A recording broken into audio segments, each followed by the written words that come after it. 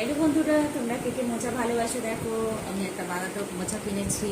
এই মোচাটা দিয়ে মোচার ঘন্ট হবে। অলরেডি আমি কাটতে বসে গেছি। এই যে কাঠিগুলো বাদ দিয়ে দিয়েছি, দেখেছো কাঠিগুলো। আর এই যে প্লাস্টিকের মতো ছোট ছোট নৌকা, এগুলো বাদ দিয়ে দিয়েছি। দিয়ে এগুলো সবগুলোকে গুছিয়ে নিয়েছি। সকালবেলা কাজের চাপে একদম আজকে রান্নার ভিডিও দিতে পাইনি, তাই জন্য এই যে আটা মাখছি।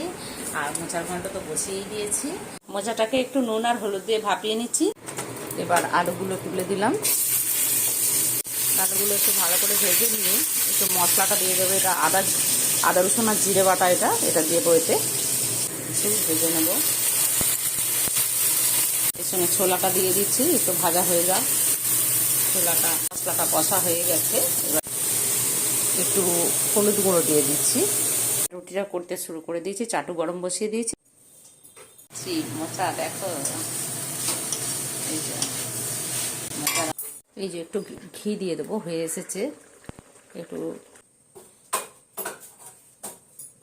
এবার চটজলদি খেয়ে নাও মোচার ঘন্ট আর গরম গরম রুটি। দেখো সব গরম গরম একদম ভাপ উঠছে, বুঝতে পারছো?